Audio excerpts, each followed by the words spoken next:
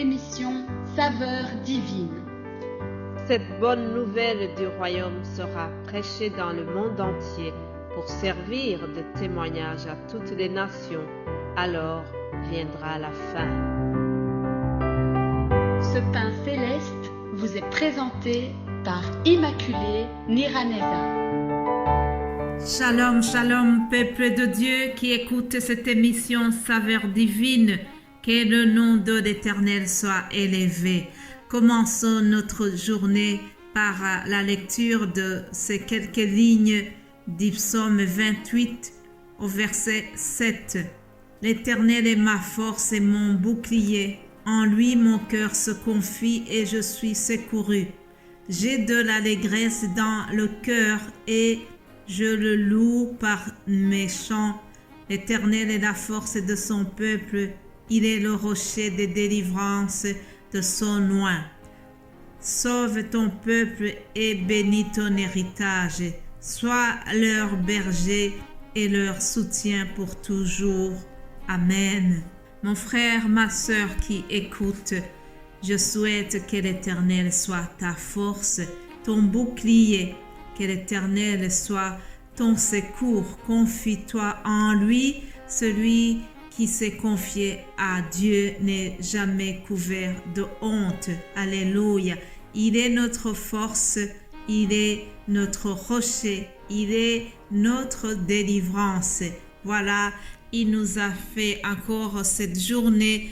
Je prie que cette nouvelle journée que l'Éternel a faite pour nous soit pour toi et moi un sujet d'allégresse et de joie. Alléluia. Chers amis, hier j'ai introduit le thème que nous allons suivre cette semaine.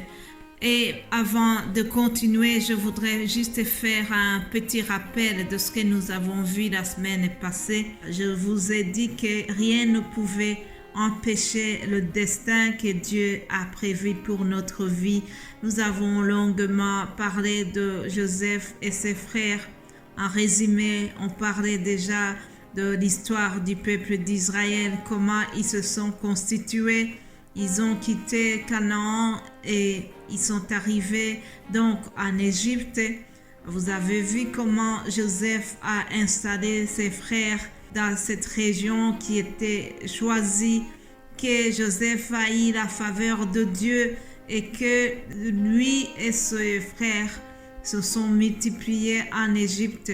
Puis la Bible nous dit que après toute cette histoire, il s'est élevé sur l'Égypte un roi qui n'avait pas connu Joseph. C'est dans le livre d'Exode, juste dans le premier chapitre, au verset 8, on nous apprend que donc il y a eu un autre roi qui n'a pas été gentil avec le peuple d'Israël comme le pharaon qui a été favorable à Joseph et à ses frères. Et ce roi-là, il a dit à son peuple, il a dit, voilà, les enfants d'Israël sont en train de former un peuple très nombreux et très puissant, plus que nous. Alors, ce roi a eu peur. Il se disait, ces gens-là sont en train de se multiplier. Alors, il a eu peur qu'un jour, si jamais il y avait une guerre, vous savez, comme aujourd'hui, il y avait souvent des guerres entre ces pays-là, les pays frontaliers qui se faisaient la guerre. Alors, le roi a eu peur, il s'est dit, si un jour il y a un ennemi qui nous attaque, il va s'allier au peuple d'Israël, ils vont nous combattre ensemble. Alors, le roi d'Égypte a eu un mauvais plan, il a eu une mauvaise décision. Il a dit aux sages femmes, c'est ce que nous lisons dans Exode 1 au verset 15, il a demandé aux sages femmes que s'ils voient des femmes des Hébreux qui vont accoucher, elle avait demandé à ces dames, si vous voyez qu'elles accouchent un garçon, faites-le mourir. Vous imaginez? Il avait demandé qu'on tue les nouveau-nés garçons. Cependant, nous sommes en train de voir que nous avons un Dieu puissant. Rien ne peut aller au-delà de sa puissance. Malgré que ce roi avait planifié la mort des Hébreux, Dieu les a sauvés par sa grande puissance. Alléluia. Heureusement, ces dames et ces sages femmes, c'étaient des femmes qui craignent Dieu. Ils craignaient Dieu, ils n'ont pas obéi au commandement de ce roi suicidaire, ils n'ont pas obéi à ce roi et donc ils ont laissé les enfants. Parmi ces enfants, il y avait Moïse et c'est Moïse qui va être caché sous un fleuve. Son histoire, on trouve ça dans le chapitre de Exode 2, vous pouvez lire ça. Exode 3, nous voyons comment Dieu se présente à Moïse, le petit garçon qui a échappé à la mort. Il a grandi et Dieu va l'utiliser puissamment pour délivrer le peuple d'Israël. C'est lui que Dieu va utiliser pour que ce peuple soit sorti de l'Égypte, pays de l'esclavage. Exode chapitre 4, nous voyons donc Moïse qui est envoyé en mission et qui donne des objections, des prétextes pour ne pas aller. Ah oui, chers amis, parfois quand Dieu nous envoie, nous ne sommes pas toujours prêts pour aller. On a peur, on se demande si ça va aller, on se demande si c'est Dieu qui a parlé.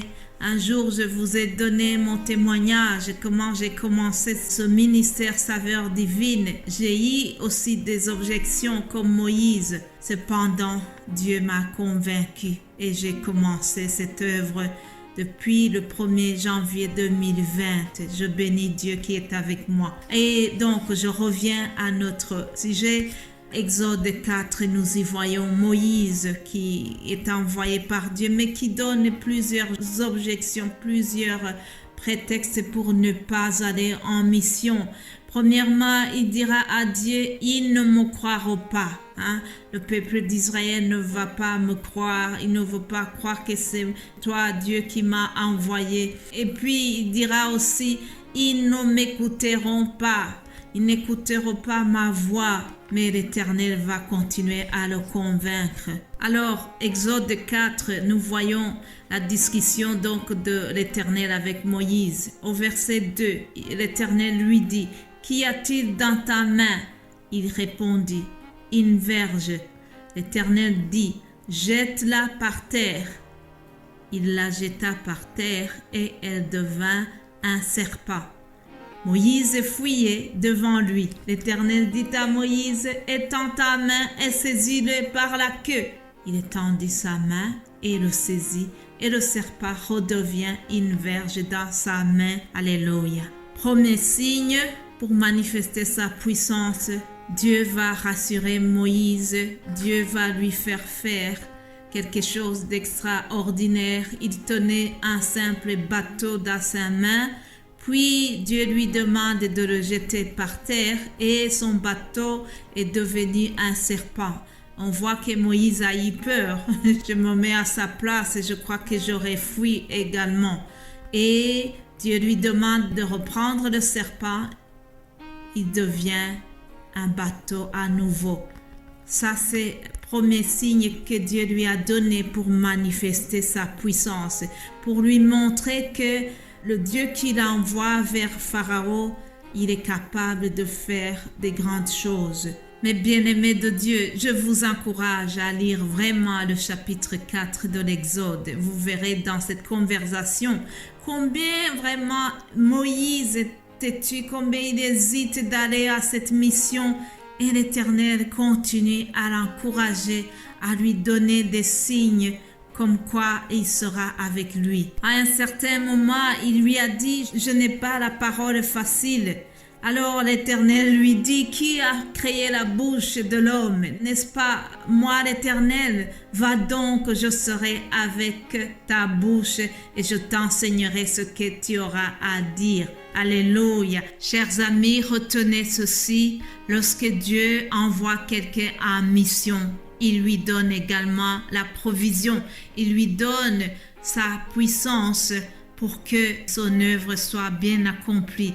Dieu a accompagné Moïse, tout comme Jésus-Christ nous a envoyés aussi en mission et il nous a promis qu'il sera avec nous jusqu'à la fin du monde. Notre Dieu est puissant, il peut accomplir des choses au-delà de ce que nous imaginons. Je vais continuer demain, passer une excellente journée au nom de Jésus-Christ. Soyez bénis abondamment. Amen.